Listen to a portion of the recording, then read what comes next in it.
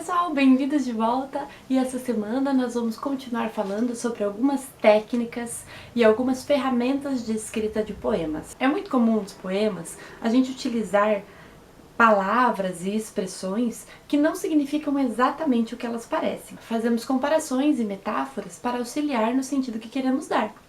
E é sobre isso que a gente vai falar hoje. O que será que é metáfora, comparações, conotação, denotação? Vamos começar com denotação.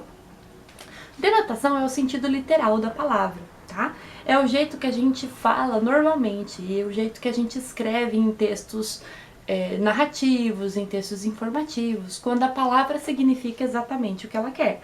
Por exemplo, na frase, eu li um livro.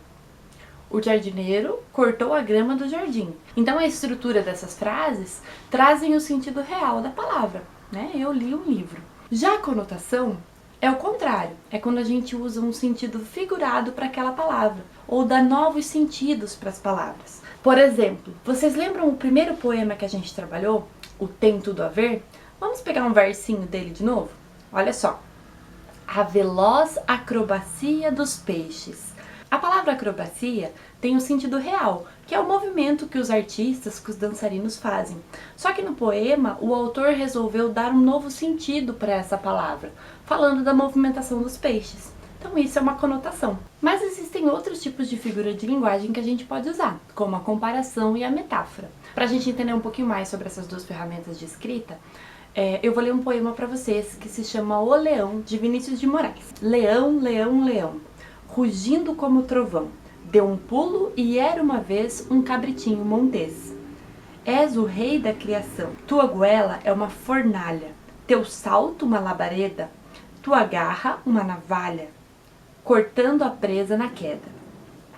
Leão longe, leão perto, nas areias do deserto, não conheço quem defronte o veloz rinoceronte. Pois bem, se ele vê o leão, foge como um furacão. Então vamos analisar. A comparação, como o nome já diz, né, compara dois elementos, duas palavras, dois sentidos. A gente faz isso utilizando palavras como, o tal, tal qual, igual, parecido, semelhante, né? No poema que a gente acabou de ler, nós podemos ver isso no verso que diz o seguinte: rugindo como um trovão. Então a palavra como indica comparação. Já a metáfora não utiliza essas palavras como, tal qual, igual. Ela faz uma comparação escondida. Então, se a gente pegar outros versos desse poema, nós vemos que tem metáfora. Por exemplo, tua goela é uma fornalha. Então, aqui é uma metáfora porque ele está dizendo que a goela do leão é como uma fornalha, né? Não é de verdade, é um sentido figurado. Mas aqui ele está fazendo uma comparação sem usar a palavra como. Tá? Se fosse uma comparação, eu estaria dizendo tua goela é como uma fornalha. Mas como é uma metáfora, a gente risca a palavra como e fala é uma fornalha. Outro exemplo é tua garra uma navalha. Esse também é outro exemplo de metáfora, tá? Outro exemplo de metáfora é esse verso da música Espelhos d'Água. Olha só.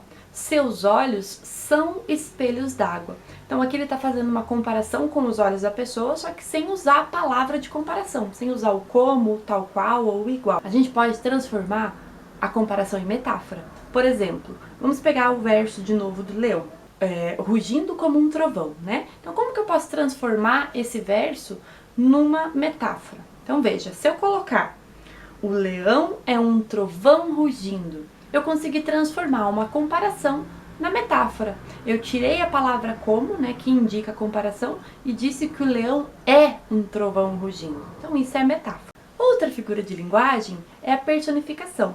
Personificação é quando a gente dá sentido e dá ações para objetos inanimados. Por exemplo, na quadrinha do cravo brigou com a rosa. O cravo brigou com a rosa debaixo de uma sacada. Então o cravo não briga, né? O cravo é uma flor. Mas quando a gente dá essa ação para a flor, a gente está personificando a flor, está transformando a flor num personagem vivo. Outro exemplo é nos versos do Manuel de Barros, aquele poeta que o Álvaro Posselt falou para vocês na aula passada, lembram? Então quando ele fala o dia já envelheceu, nós estamos fazendo uma personificação, porque o dia não envelhece, então a gente está dando uma ação para algo que na verdade não tem ação nenhuma. E por último, nós temos as definições poéticas. Definições poéticas, como o nome já diz, é você dar significado e dar sentido para algumas palavras poeticamente, né, usando a poesia. Eu trouxe aqui para vocês alguns exemplos. Veja só, você sabe o que é reticências? Aqueles 3 pontinhos, né, que indicam continuação. Veja qual foi a definição do poeta Mário Quintana para as reticências. As reticências são os 3 primeiros passos do pensamento que continua por conta própria o seu caminho. E qual a definição da vírgula? Veja só. Lágrima derramada para que haja suspiro entre as palavras. Vamos ver outro? O jardim. Jardim, filhote de floresta que ficou de castigo, suspiro entre as palavras no quintal. E por último, eu separei o de escritor. Qual é a definição de escritor? Olha só. Escritor, quem leu o coração do mundo e não guardou o segredo. Esses 3 últimos, o escritor, a vírgula e o jardim, são de um poeta que se chama Nibrisante. Agora é com a gente, vamos tentar? Qual será a definição poética do poema, da música ou da escola? Pense e escreva aqui embaixo nos comentários qual é a sua definição poética. E por hoje é só. Na semana que vem a gente continua falando sobre estratégias de escrita e eu aguardo vocês. Tchau, tchau!